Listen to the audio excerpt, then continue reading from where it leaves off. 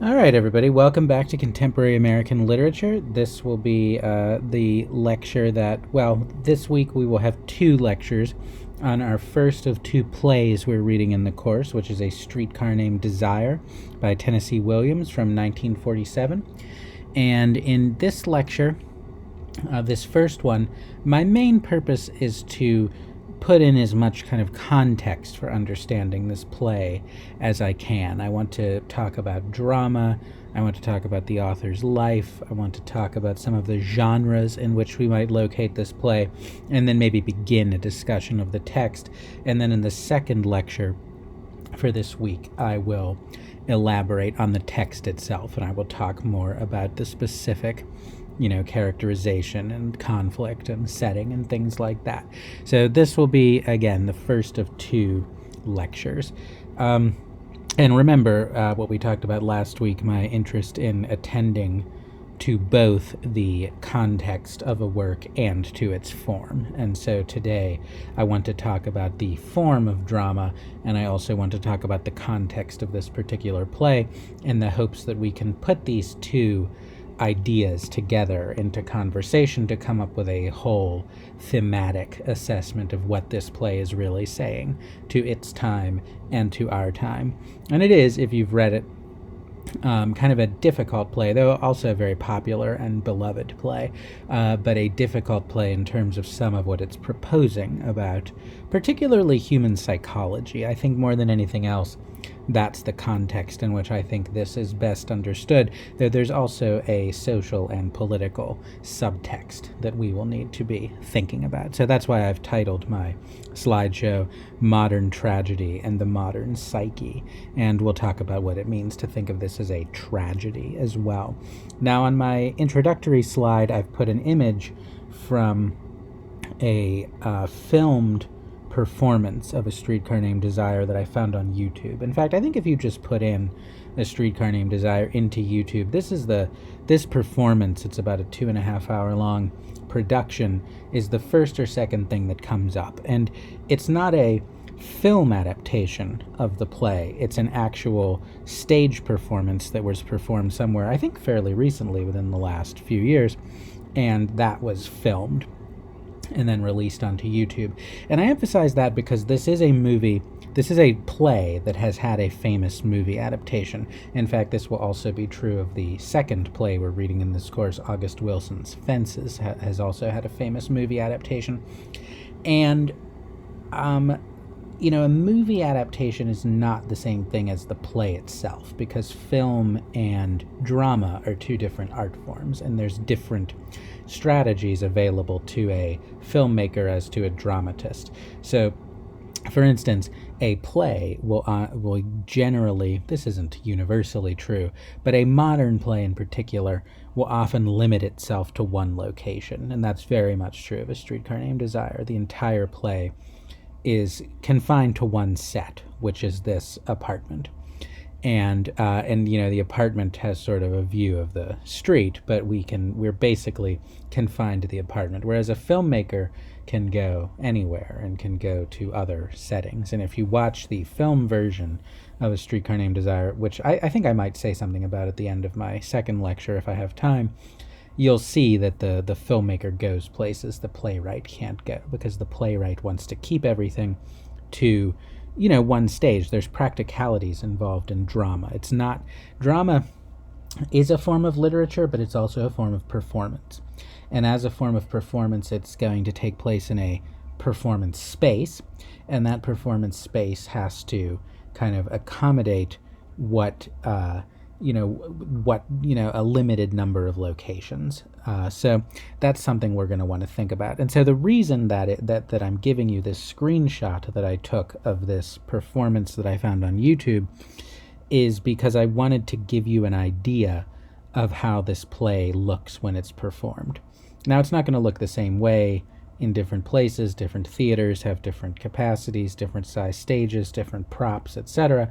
So this is only one instance of how it might look, but I wanted to give you an idea of how somebody might put this on, not as a film, but as a play. And so you see the way that they've put the table where the men play poker in the front, and then they have the bed, the marital bed of Stanley and Stella behind that, and then you have the sort of view of the street and the staircase up to Eunice and Steve's apartment, sort of off to the side there, and everything is going to happen there. So that's why I wanted to give you this image, because when you're reading a play, it can sometimes be hard to visualize just from the stage directions what you're supposed to be seeing in terms of the setting. So I think that's a good segue into what I want to talk about next, which before we get into Tennessee Williams and some of the other context for this play, I want to make sure we're thinking about drama, because last week we read some poetry, and last week I gave you an introduction to literature in which I gave you some literary terms like setting and character and plot. And those, I argued, are pretty common to most forms of literature that we're going to be studying in this course. They even apply to poetry. They even apply in certain ways to nonfiction. So I think those terms like plot, setting, and character, I think really can apply to almost any type of literature. And then last week I gave you some more specific vocabulary to apply when we read poetry this semester. So I want to do the same thing today. I want to give you some specific vocabulary and some specific ideas when thinking about drama as its own particular form of art, distinct from poetry or from fiction. And we'll do the same next week with fiction. So some elements of drama. Now, a lot of the elements of drama it shares in common with other things. It has a setting, it has a plot, it has characters. But I want to think about some specific dramatic terms. So the first thing, which I've already begun talking about with the last slide, is the idea of the stage.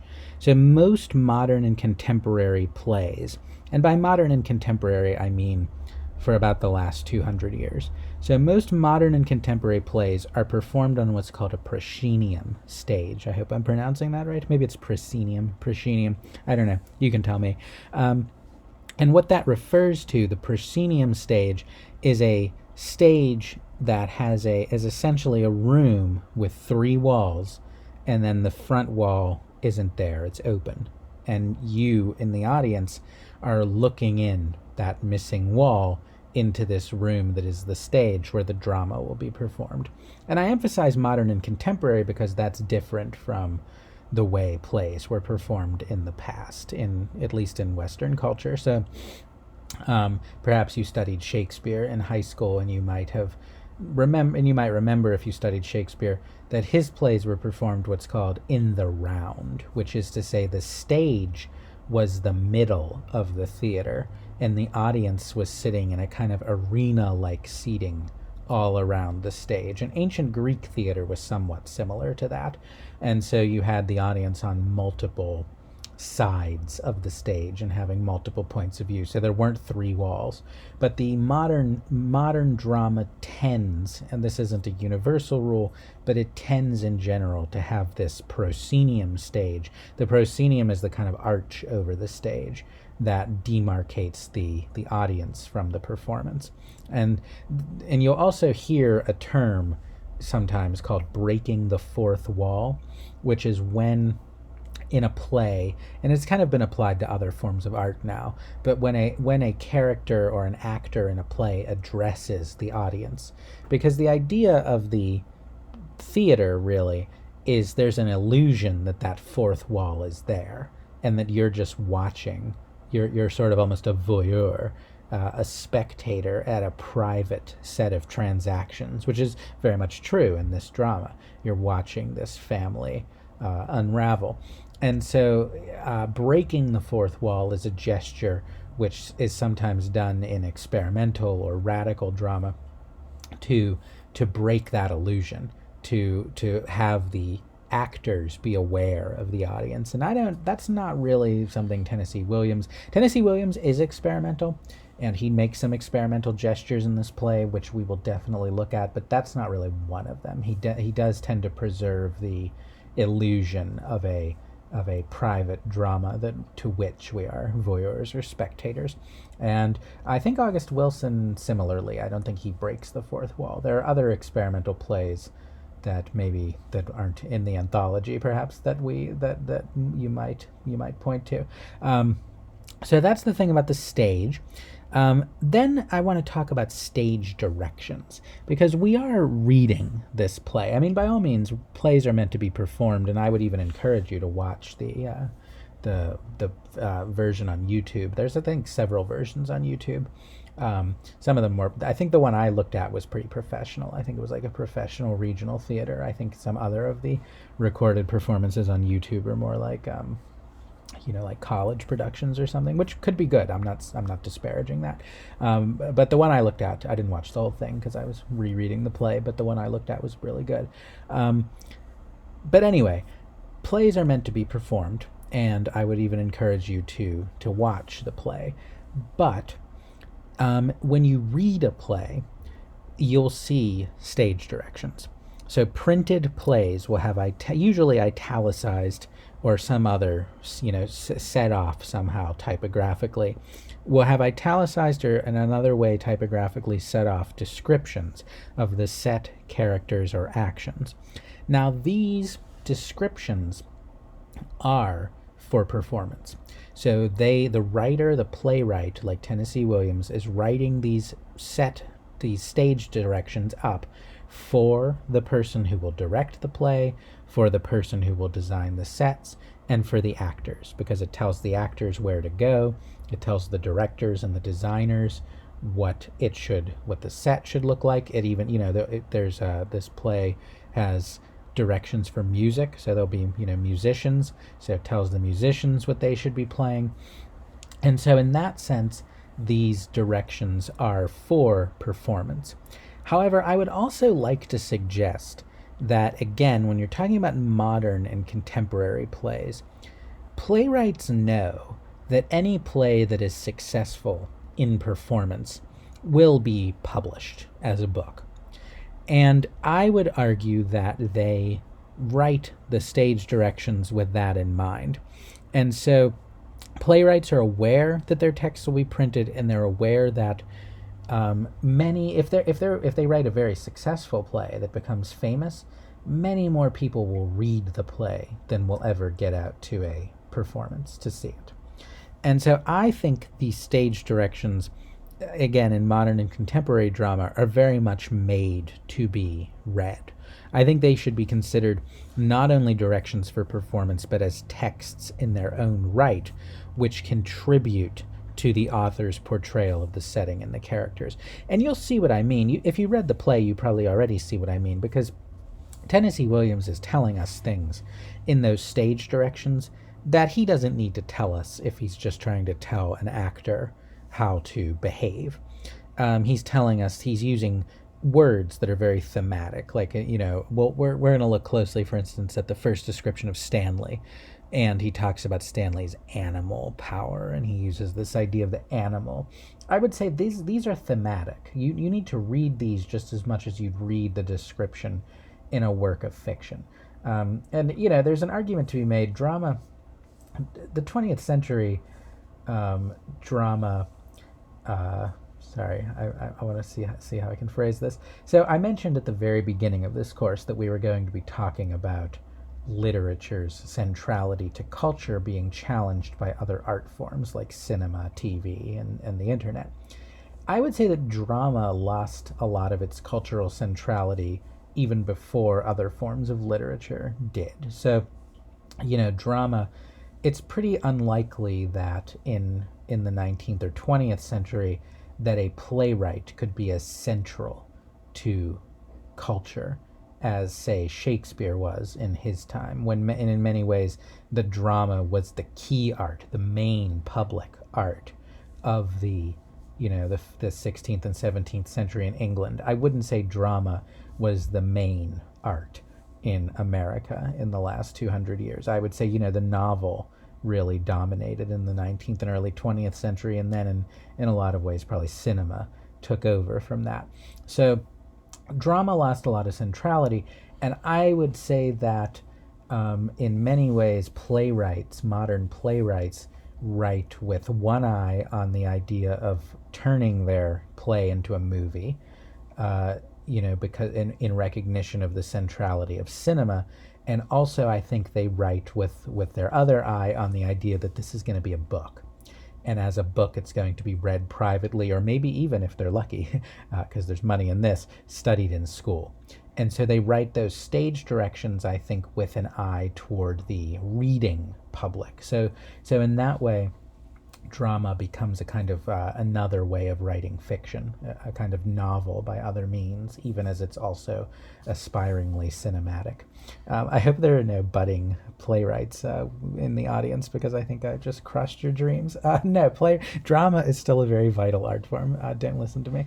These are just my speculations. You can seek a second opinion and take them with a grain of salt. But that's where, what was I talking about? Stage directions. Okay, so that's what I wanted to say about stage directions. And another bit of terminology that I want to make sure we have in mind when we're reading drama is the related ideas of the monologue and the soliloquy. And a monologue is an extended speech by one character, and a soliloquy is a monologue in which one character is alone on stage and thinking out loud.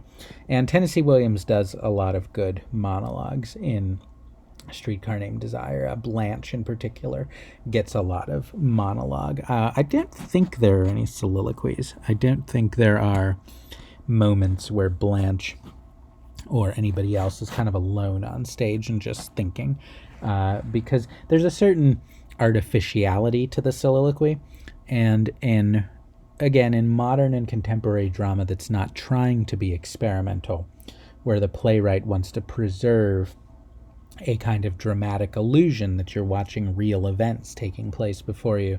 If a character broke into a monologue the way characters do in Shakespeare in a time which didn't have the same standards of realism, it would break that illusion. It would almost be as artificial as if the characters broke into song.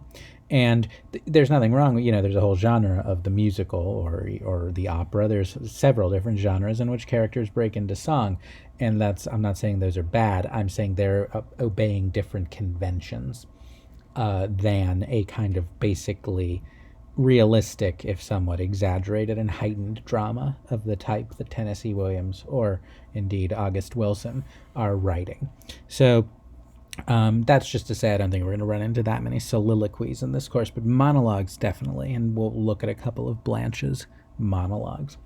So those are just the most basic elements of drama and things I wanted to say about drama, such as that the art form is dead. No, I'm joking. I didn't say the art form is dead. I just said that it lost a little bit of its centrality that it had once had to a culture in which performance was something that, I keep talking my way into this hole. So let's think about this. I just want to clarify this point.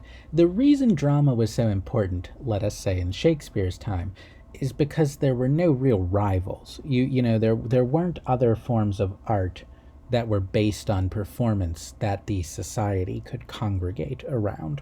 Drama was really it. Once you get, the mass, printing of novels in the 19th century, and then the mass production of cinema and television in the 20th century, you have a lot more opportunities that aren't just going to one particular location, because this is the limit of drama. The play is taking place here at this time, and you got to go there, and only so many people can fit in, to the very theater. So there's a limitation built into how many people can experience a performed play that just doesn't exist at all if you're talking about either novels or films, which have much more broad production. So that's why the centrality of drama was challenged, and why I think playwrights like Tennessee Williams and August Wilson, who are brilliant, genius-level playwrights, let's make sure we say that, are writing in a world where they know that centrality is being challenged. And so I'm not in any way disparaging them when I say they have one eye on the movies and another eye on the printed book.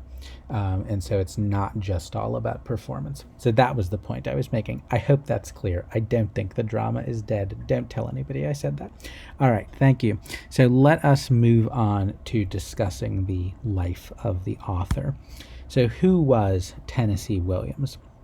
So he was born in Columbus, Mississippi in 1911. So he was a Southern writer, and we're going to meet a number of Southern writers. One of the advantages of reading a lot of short pieces by a lot of writers in an anthology like we're doing this semester is we're going to get a lot of regional coverage. We're really going to travel the whole United States. So with Elizabeth Bishop, we met somebody from New England, though she later traveled all over the place. So now with Tennessee Williams, we're meeting a Southerner, and we're going to meet people from everywhere else by the time we're done with this semester. So he was born in Mississippi in 1911. He was raised in a very complicated and unpleasant family situation. So he had a father who was a fairly abusive father who didn't really understand his son's proclivities toward art and literature. I think his father expected a son who would be what was then, meet the sort of standards that were then in place of masculinity. And so he would often disparage his son in very gendered terms as someone who didn't live up to this ideal of masculinity. And so Tennessee Williams was also very close to his mother, who protected and sheltered, and some biographical critics say overprotected or coddled. I put that word in there because I sort of got it from some materials that came with the Norton Anthology. I don't like that word. I thought it was a bit judgmental. I really put it there to show you how judgmental the Norton Anthology people were. So I wouldn't say he was coddled. I don't know, but he was very sheltered, and very close to his mother.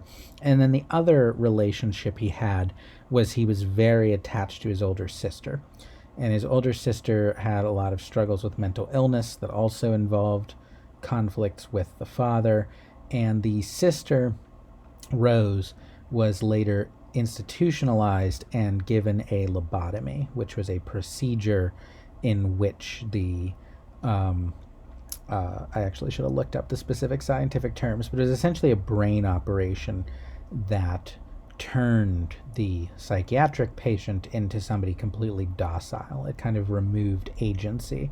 So the idea was, as a treatment for mental illness, she was essentially robbed of her agency, of her conscious personhood. And this was a frequently applied treatment at the time. One thing we need to understand as we read this play is that ideas about mental health have been radically in flux over human history. There's no how can I put this? I don't want to say, I just said drama was dead, so I don't want to say anything too extreme on an even more important subject. But I would say there's not necessarily something we can just call mental health. That is a concept that changes over time, and it's different in different societies, and it's different in different cultures. And I emphasize that because, when you read this play, as you'll see, Williams does not have any respect for psychiatrists or psychologists. In fact, he seems to hold them in extreme contempt. And you need to understand that's because psychology and psychiatry were often considered in the middle of the 20th century, in the early 20th century, as forms of kind of punitive regulation of the social order. So this young woman, and we don't know Tennessee Williams' life story. We're not doctors and we're not historians, but I think he would think of the institutionalization and the lobotomization of his sister as something that was not actually a beneficial treatment for her, but was a form of social control. And likewise, Tennessee Williams, as they mention in the Norton Anthology bio, and I think it's important to understand this to understand the play in certain ways, Tennessee Williams was gay. And he was gay in the middle of the 20th century at a time when that, too, was considered a form of mental illness to be treated by psychiatry. It was not considered an identity to which you could legitimately subscribe and live your life. It was not that. It was considered a mental disorder. And I think that's important to understand, the contempt in which you'll see he holds this field of endeavor in this profession. And my point is not to call into question psychology and psychiatry as they exist in the present. My point is to say that they have a history, and this history involves alterable and changing and variable concepts of what constitutes mental health, including in ways that we would now find quite appalling and abhorrent. And so I think that's important to know. And I put some language in here by the image of Tennessee Williams. I put some images of the bio. So, he was born Thomas Lanier Williams in Columbus, Mississippi. His mother, Miss Edwina, the daughter of an Episcopalian minister, was repressed and genteel, very much the Southern belle in her youth. So this idea of the Southern belle, this upper class, white, Southern, beautiful woman who was the sort of flower of Southern civilization. This is a stereotype, but not really a stereotype. It's a kind of archetype to which the white upper class South tended to aspire in the 19th and early 20th century. And Williams's mother belonged to this kind of ideal, and I would say Blanche Dubois represents the fading of this ideal, the inability of this ideal, for very good reasons, not to be able to coexist with modern times. And then his father was a traveling salesman, often violent and drunk when at home. And Williams was closely attached to his sister Rose, repelled by the roughhouse world of boys and alienated from his father. So you see right there the outline of the play, really, the roughhouse world of boys, represented by Stanley and his poker buddies, and this world of the fading Southern belle and of the young woman spiraling into madness. So Blanche, he's drawing on both his mother and his sister in the portrayal of Blanche. And indeed, critics always say that Rose, his sister, was the source and inspiration of everything he wrote, either directly with a surrogate character representing her, or indirectly in the situation of romanticized mental illness or unvarnished verisimilitude. I don't actually know what's meant by, I know what the words mean. Verisimilitude is essentially realism. But that idea of romanticized mental illness is something we want to keep in mind. And I also want to just reiterate something I was just saying earlier. It's absolutely true that you can come away from this play accusing Tennessee Williams of romanticizing mental illness in ways that maybe aren't beneficial for the present world that we live in. But I want you to keep in mind the world he was writing in, where the people who defined what mental health was were coming at it from a perspective that was highly racist, highly homophobic, highly sexist, etc. Not everyone, not all, and I want to talk about some of the contexts of psychology at the time, but I want you to remember that he's romanticizing mental illness in a world in which who got to define that and how it was defined will make you understand why he would think that there was some reason to resist that. So anyway, back to Williams's life. I'm rambling. He dropped out of college. He worked in a warehouse before finishing school at age 27, and then he moved to New Orleans, which is where the play is set, which is a very cosmopolitan, very diverse city. And there he reinvented himself, or came into himself, or came into a sense of his own sexuality, because he's now, he's not in a kind of small town setting. He's in an urban setting where he can meet many different kinds of people and can live a more anonymous life. Remember, it's still a very extremely homophobic society, so he couldn't live openly as a gay man in, let's say, the small town South, but he, that could be done much more easily in a city. And so he moves to New Orleans, he reinvents himself, and he writes his first autobiographical play, The Glass Menagerie of 1944, in which he writes pretty directly about the situation of himself and his sister and his mother. And then his second big play is A Streetcar Named Desire in 1947.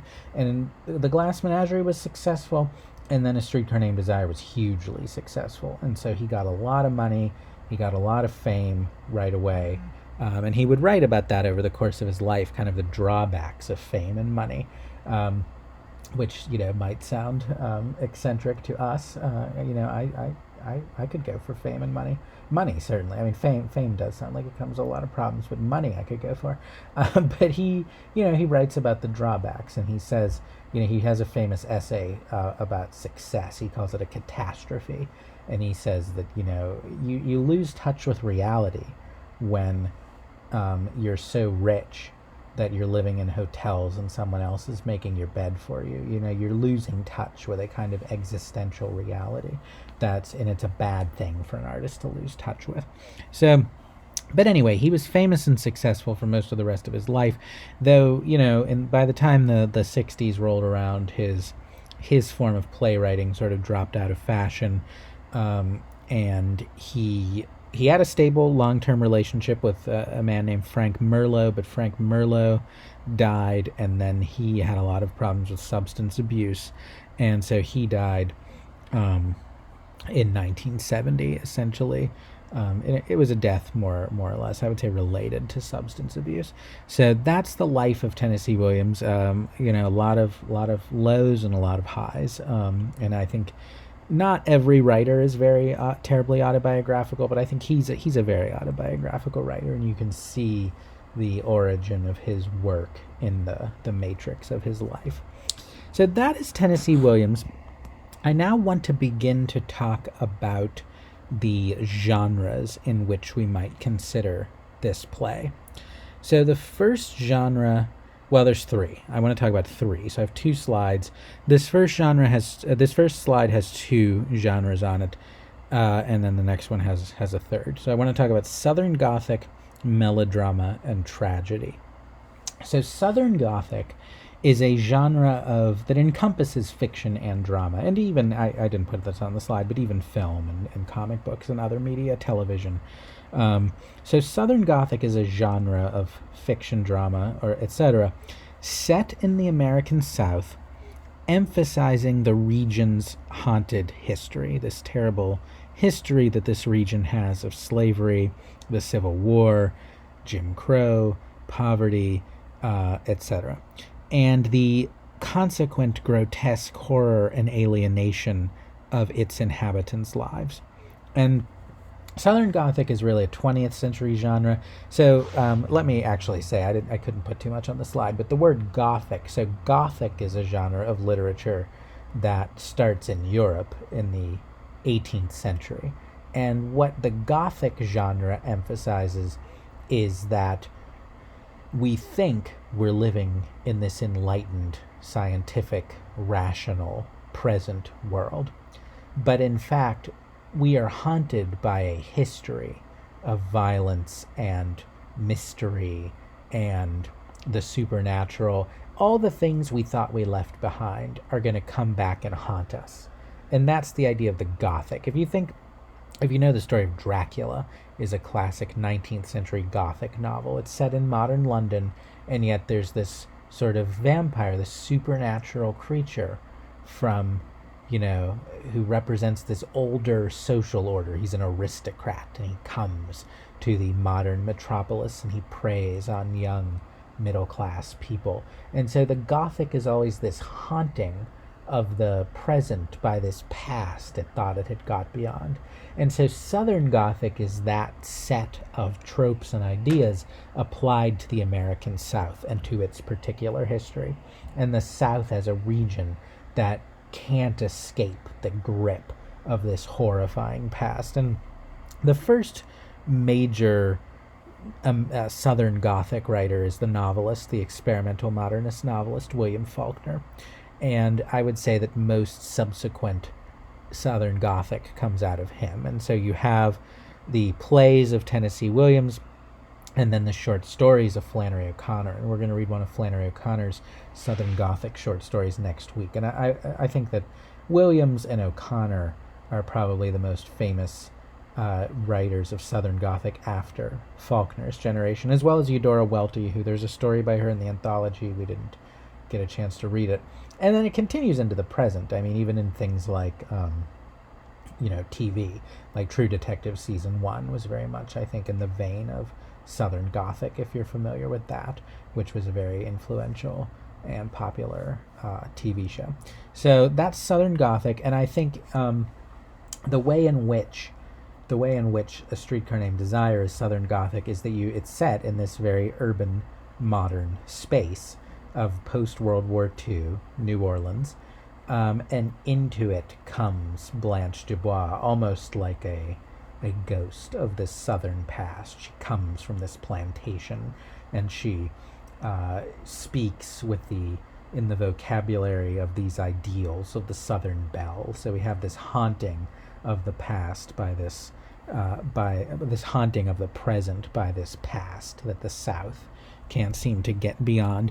And the image on the slide is just like the second thing that came up on Google Images for Southern Gothic. But you can think of this is like a decaying Southern house, and you could think of this as maybe the plantation, the mansion of Belle Reve. We'll have to talk about what that means later, that Blanche has left behind. So that's the first genre context in which I want to put A Streetcar Named Desire. The next one is melodrama. So melodrama is a drama with exaggerated characters and events intended to appeal to the emotions. So a melodrama, this is a word that's often used pejoratively, disparagingly, insultingly, to say that a play or a movie or whatever is mere melodrama, which means you can dismiss it. It's just sensationalist, it's just excess, it's just too much. But I think we can use it more neutrally to just say it's a drama, and I think we see that. Everything in A Streetcar Named Desire is painted in pretty bold colors. The characters really overtly represent certain social and psychological types of people, and they come into extremely violent collision. And it's there's a lot of things we could say about A Streetcar Named Desire, but I don't think we can say it's a very subtle work. And it's very emotional. It's very passionate. The characters are very passionate, which isn't to say, there's humorous aspects, and we'll talk about that in a second, but I think it's very melodramatic, and I don't insult it to say that. I think that's just an objective description of the effect this play has on the reader or the viewer, of this extreme emotional excess and this boldness of character. I do think that we can put the idea of melodrama in a social context. So remember what I said about Tennessee Williams's life. He's a gay man in a very homophobic world. He's not exactly in the closet. It's a homophobic world, but it's a world that understands that themes of what was not yet called queerness will actually, we sort of see the development of different ideas about sexuality, as of gender, as of race over the course of our semester. But he is writing, I think, melodrama in a time when that was, in a way, a kind of coded subcultural protest on behalf of the gay world, the queer world, against the presumed sobriety of straight white male high culture. That high culture was this, in the 1950s, high culture being serious novels, serious dramas, serious music, was this very sober thing. And melodrama, writing a serious work of literature that is also a melodrama, I would say, and thus associating your work with these lower melodramatic art forms, often associated with women, like radio and then later TV soap operas or romance novels. I think for a writer to write a serious work that's also a melodrama is to call into question presumptions about the gender and sexuality of certain types of art and what was considered legitimate art, and the way in which that was policed by this kind of straight male culture. So, and this will be, when I say there's humor in the play, and we need to consider that in the light of the melodrama, another famous subcultural queer style of the mid-century was called camp, C-A-M-P. And the idea of camp is it's a kind of an artistic style that's so over the top emotional or sincere that it becomes funny and you become self-conscious about it. And I think there's a campy quality to A Streetcar Named Desire that that some of the scenes or some of aspects of particularly Blanche's character are so over the top, sincerely romantic that they become funny. And this too, I think, this way of having seriousness at the same time as you mock it is a kind of subcultural, resistant aesthetic protest against this very 1950s. Remember, we talked about 1950s culture being very buttoned up, very conformist, very hostile to the outsider. This campy, melodramatic style was a way of resisting that. And I think it's a way with particular roots in the cultural world of LGBTQ people in the mid 20th century. So I hope that's clear. So Southern Gothic and melodrama. But I also think, and these are very modern categories, but I also think we can put A Streetcar Named Desire in the much older category of the tragedy. And I'm sorry if this gives away the ending a little, but tragedy is a very ancient form of Western drama. Goes back to ancient Greece. It sort of stems originally from religious rituals in ancient Greece that then become dramas on religious themes. And so the earliest tragedies are the Greek tragedies of Sophocles and Aeschylus and Euripides. Maybe you studied some of these in high school, such as Oedipus Rex by Sophocles or Antigone by Sophocles. He's generally, I think, considered the best of the ancient Greeks. Well, I didn't say that. That says too much. But Euripides is good too. Euripides was the Tennessee Williams of ancient Greece, in fact. But anyway, that's a digression. Anyway, it survives into the modern era. So it transfers from Greece to Rome, and then it re-enters Europe with the Renaissance, and then Shakespeare, who you probably studied at least one play by him in high school, is the most prominent European tragic dramatist of the last millennium, and then it survives into modern and contemporary theater. And I think that both of the plays we're reading this semester, A Streetcar Named Desire and Fences by August Wilson, in some ways reflect this idea of tragedy. So what are the basic elements of tragedy? Obviously, based on what I just told you, it's a 2,500-year-old art form that has existed in many different cultures. It's going to have a lot of local variations. But if we can put the elements simply, and also keep in mind there's continuity. So Tennessee Williams has read Shakespeare and has read Sophocles and Euripides, so he is consciously drawing on these influences. So tragedy has the following characteristics. It has a noble hero, and noble used to have a class connotation. That the hero or heroine, it was always, there's no gender distinction here. It could be a female or male protagonist, is noble. It used to be that it would be an aristocratic character. So Oedipus in Sophocles is the king of his society. Antigone was Oedipus's son, so she's a princess. All of Shakespeare's plays, the tragic protagonists usually are kings or princes. Prince Hamlet, King Lear. So noble meant elite, the social elite, the ruling order of society. In modern tragedy, noble has come to take on a different meaning, which is the characters, and this starts in the 19th century, can be middle class or working class, and we see this in the plays of Ibsen and Chekhov in Europe at the late 19th century, and then into modern and contemporary American drama in writers like Arthur Miller and Tennessee Williams and August Wilson.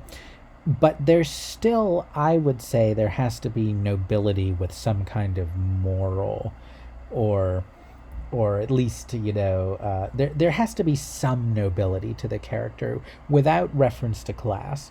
But the character has to have something about them that we can admire and consider noble. Because the other thing about the character, of the tragic protagonist is that that character has a flaw. That character has some flaw or misjudgment or misbehavior in their character that is going to cause the next thing, which is that over the course of the drama, this character suffers a fall. And it can be a fall in terms of death, as in Shakespeare, where everybody dies at the end, or in Arthur Miller's Death of a Salesman, which gives the end away right in the title, which is also in your anthology, and you can read that. A Streetcar Named Desire and Death of a Salesman are the two most important, or the two most, not the two most important, the two most popular mid-century American tragic dramas. And I had to choose which one to put on the syllabus. I like A Streetcar Named Desire better. Death of a Salesman's a little preachy in my view. But so anyway, what was I saying? The character suffers a fall, which is death or some kind of defeat. And so those are the elements. You have a noble hero who has a flaw, and the flaw leads to their defeat. And then there's a fourth element, which is that this defeat is not just individual, but it reflects a broader communal, social, cultural, political fall. So when Hamlet dies, the entire Danish court goes with him. If you read Hamlet, if you didn't, sorry, I just spoiled the ending. And similarly, as you'll see, in whether in Death of a Salesman or in A Streetcar Named Desire, the fall of our tragic protagonist signals a broader social fall. In Death of a Salesman, of the American dream considered broadly, I would say in A Streetcar Named Desire, a certain idea of the South and what the South was. So a noble hero has a flaw, suffers a fall, and the fall is socially, culturally, politically significant or exemplary. So we want to think about in what way Streetcar Named Desire is a tragedy. I already covered that. In Greek and Shakespearean tragedy, the tragic hero is usually a royal figure or other social elite, but in modern tragedy, maybe a middle or working class person. There was a debate in the middle of the 20th century over whether you could even have modern tragedy. Not so much because of the class thing I just mentioned. I don't think critics were necessarily bothered by the idea of a middle class or working class hero, but I think what they were worried about, critics like Joseph Wood Crutch or George Steiner, you could look this debate up if you want, they were worried about the idea that tragedy depends on a religious sense of fate. That, especially in Greek tragedy, there's a sense that the gods have a hand in the fall that the hero undergoes. And in a secular society, can you have a tragedy that has the same dignity if it's not the gods, if it's not the very universe itself that has gotten involved and caused this person's fall? Are you not just left with melodrama? Is it not just a person who's made a bad choice and suffered the consequences of this bad choice, but the cosmic order is not involved, the divine is not involved? Can you have tragedy, or are you just left with melodrama? And whatever, I don't know. I can't settle that question. I see their point about the different religious context in which tragedy evolved. It was originally a religious ritual, but I also think that if you can accept that these changes occur, then I think it's okay to say that a drama in which a character's fall signifies some broader social loss is still going to affect audiences and be poignant and be interesting. So I leave that to you. And the image on the slide is just in the ancient Greek tragedies, the actors would literally wear masks, and they would wear tragic masks in the moments of tragedy, masks which had this anguished, almost screaming expression on their faces. So that is the third and last generic context. That is context of genre in which I would like to place A Streetcar Named Desire. All right, one more context I want to put this play into, and then we can start talking about the actual work itself, is Psychoanalysis. So last week when we read Elizabeth Bishop and we talked about some of the contexts of mid-century culture, that I wanted to put her poems, The Man Moth and Questions of Travel, in, I mentioned the dominant school of philosophy at the time, which was existentialism, a philosophy in which human beings were seen to have to create their own values in a world in which there was no pre-given meaning to their lives, that loss of a broader religious sense I was just talking about in terms of tragedy. I would think the best way, and I want to keep existentialism in mind, and I think existentialism is going to apply to some of the stories we're going to read next week before it's supplanted by postmodernism, as we'll see. So keep existentialism in mind, but I think another context in which this play can usefully be placed isn't so much existentialism. I don't think Tennessee Williams had that in mind or was very interested in philosophy. I think the idea coming to dominate psychology at the time rather than philosophy is the best context maybe in which to understand how Williams portrays characters and the conflicts between the characters. Particularly, there's aspects of this play that are very disturbing to, I think, contemporary readers. The way that he portrays sexuality in particular is such a powerful force that it really overrides all morality. So that Stanley, who's this abusive character, abuses his wife, and yet she's kind of overcome by this desire for him that sends her back to him. This portrayal of desire, as in the title, as this overmastering force, I think really derives from the popular psychology of the time. So I mentioned that psychology at the time, there was this practice of lobotomy and this very punitive aspect towards sexuality.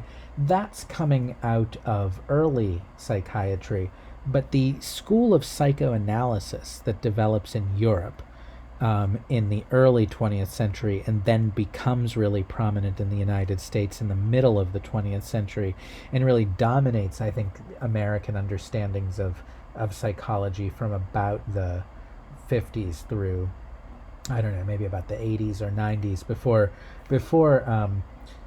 medicine really became an important thing in psychiatry. So before the era of like Prozac and things like that. Psychoanalysis was really dominant for about a half a century. And what psychoanalysis proposes, and the reason it kind of supplants the idea of giving people lobotomies, but then is in turn supplanted by the idea of giving them pharmaceuticals, is it proposes that psychological problems and mental illness are really caused by, not really by your biological state of your brain. They're really caused by some frame of mind you have that is causing you to experience certain kind of symptoms of mental illness. And so what has to be done is you have to go to, it was called the talking cure, because you'd go to a therapist and you would speak and the therapist would listen, and from your speech the therapist would interpret, almost like a literary critic, what your underlying mental conflict was. So the basic idea of psychoanalysis is based on this idea that most of your mental processes are unconscious, and your unconscious mind is filled with these unresolved issues from your life, or in another variant, sort of all of humanity's unresolved issues of how you relate to your parents, your development of sexuality in your youth. All of these things are in your unconscious, and because you haven't resolved these unconscious issues for yourself, they come out in the form of symptoms of mental illness. And so the psychotherapist, the psychoanalyst, will listen to you speak and will sort of see what the underlying issue is that isn't, you aren't aware of it because it's unconscious to you. But the psychotherapist, the psychoanalyst will hear it in what you say and will be able to sort of diagnose this underlying conflict. And once this underlying conflict is brought to light, and you consciously understand that, then you will be able to be sort of cured and you will go on with your life. So there's no lobotomy involved and there's no taking of pharmaceutical medications involved. There's this wholly sort of purely psychological, purely mental adjustment made. And the two main founders of psychoanalysis, or the founder and then his disciple, and then later the rebel to his thinking, were Sigmund Freud and Carl Jung. And so the image on my slide is not Sigmund Freud and Carl Jung. The image on my slide, this is kind of a private joke it's not private because I'm telling all of you about it, but I put that image from David Cronenberg's film Naked Lunch on the Elizabeth Bishop slide last week. And David Cronenberg, the Canadian film director, also happened to make a film about the founding of psychoanalysis and the relation of Sigmund Freud to Carl Jung called A Dangerous Method. So pictured on my slide are Viggo Mortensen on the left as Sigmund Freud and Michael Fassbender on the right as Carl Jung. And it's a very good movie, and it's a movie that will give you, I think, a really good foundation for understanding what psychoanalysis is all about. So Freud, a Viennese psychologist, basically invents psychoanalysis at the end of the 19th century. And he emphasizes this, what I was just saying, the unconscious motivation of behavior, that so much of our behavior is motivated by forces we're not even aware of. And for him, that had a lot to do, or really everything to do, with the types of desires repressed by civilization. And those, for him, were primarily sexual. That we are filled with these sexual desires that our society represses, and that we're trained in childhood to repress, so that society can build itself on the foundation of, in the late 19th century and early 20th century, of stable nuclear families. So you can't have any kind of desire that would impede your ability to grow up, marry somebody of the other gender, and form a family. So any other desire is going to be repressed. And this repression is what causes us to experience neurotic symptoms of mental illness. And so Freud invented the talking cure, where you'd go in and he'd listen to you, and he would sort of, from what you say, figure out what unconscious sexual motivation is causing your symptoms, and then bring that to your conscious awareness, and thereby cure you.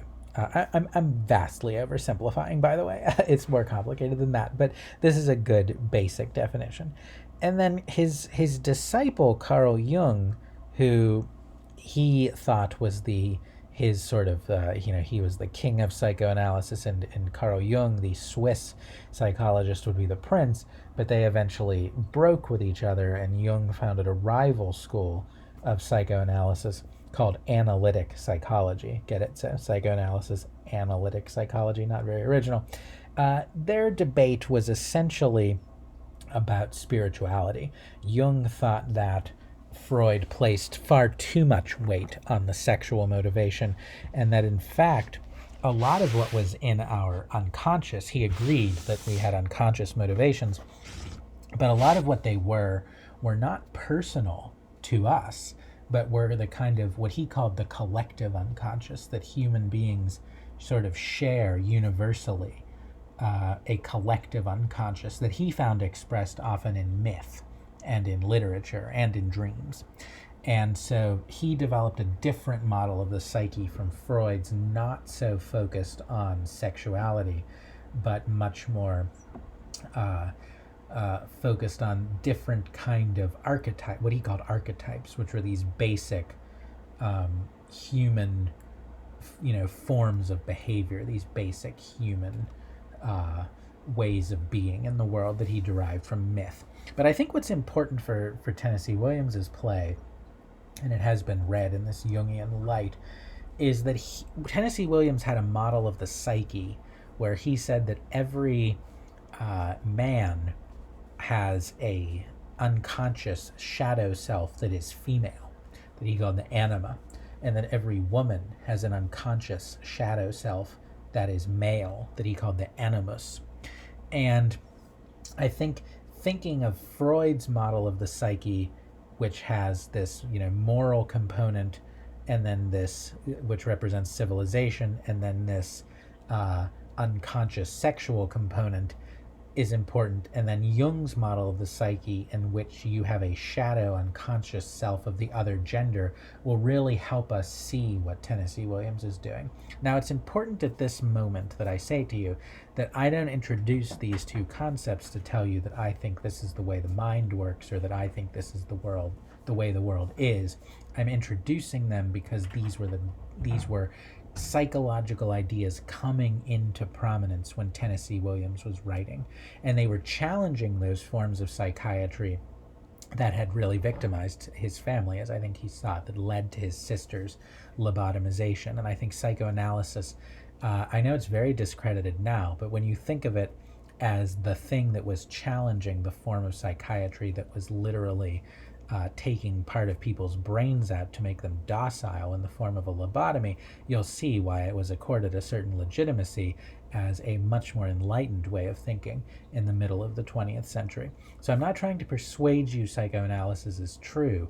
I'm not trying to say that it's the only way to read this play. What I'm trying to do is say that these are the ideas I think that are informing Williams as he's writing it, and that are informing the audience as they're watching it, and they see it as telling them something true about the psyche.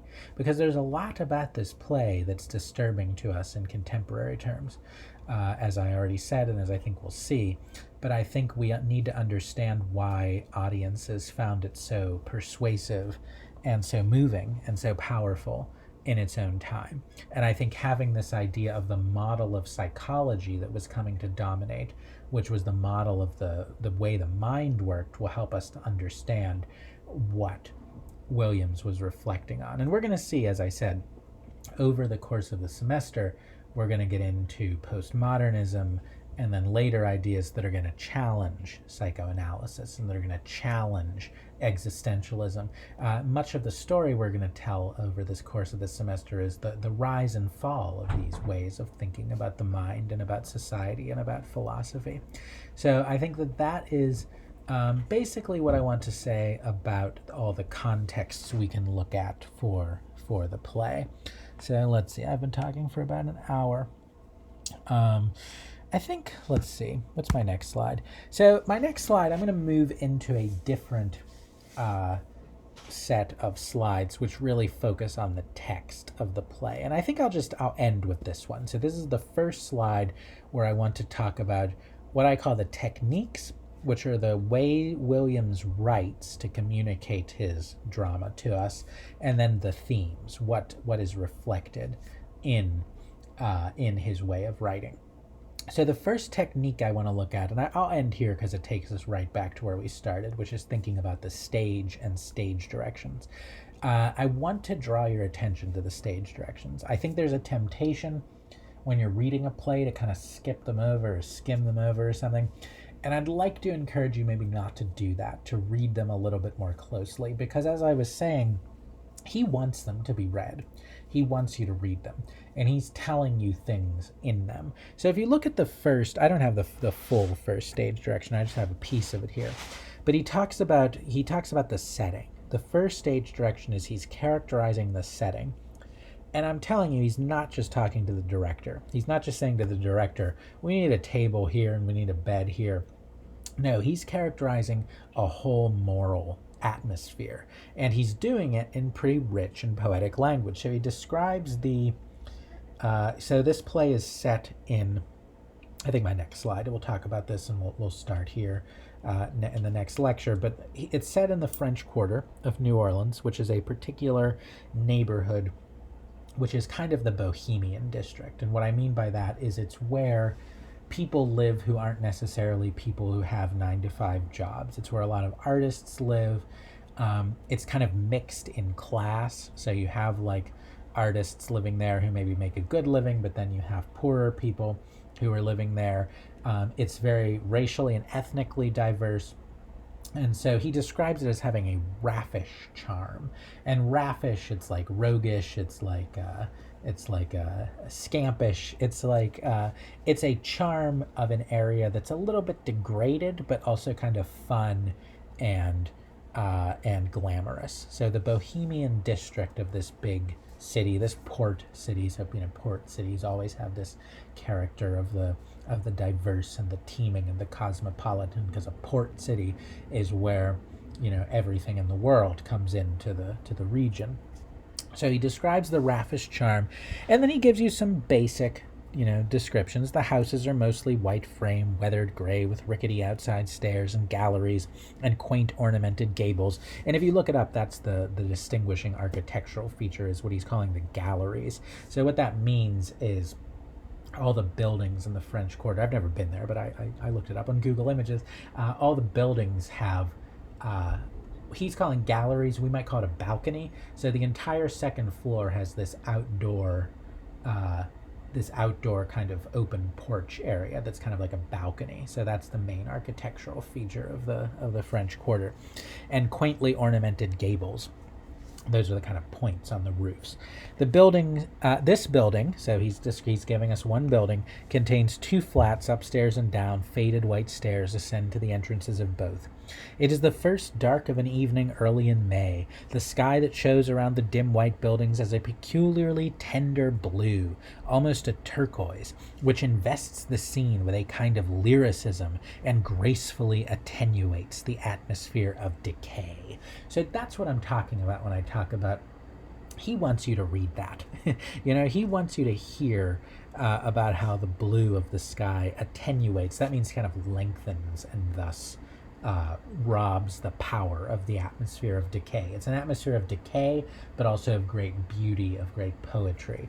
And this is a good example, too, when I say that he's thinking about both movies and readers, is I'm not sure that every theater that puts on this play could do much about how the sky looks. Maybe they could have a painted backdrop that tries to capture this particular shade of blue. Maybe other theaters could perform it in front of a window at a certain time of day. But my point is, he can't, as a playwright, determine how this particular sky is going to look everywhere this play is performed. I think he wants you as a reader of the play to absorb this natural scenic atmosphere.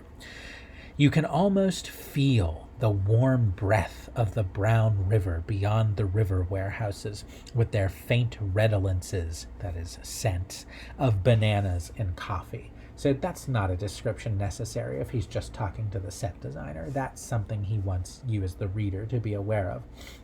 A corresponding air is evoked by the music of Negro entertainers at a barroom around the corner. And so that introduces a theme of race. This play is about, I talked a lot about psychology and things like that, and we're going to talk a lot more about that, but this is also a play with a very social and political awareness around issues of not only gender, but also class and ethnicity and race, and the way these things do and do not work together. So we're going to talk more about this use that Williams makes of African American culture as this kind of backdrop to his drama.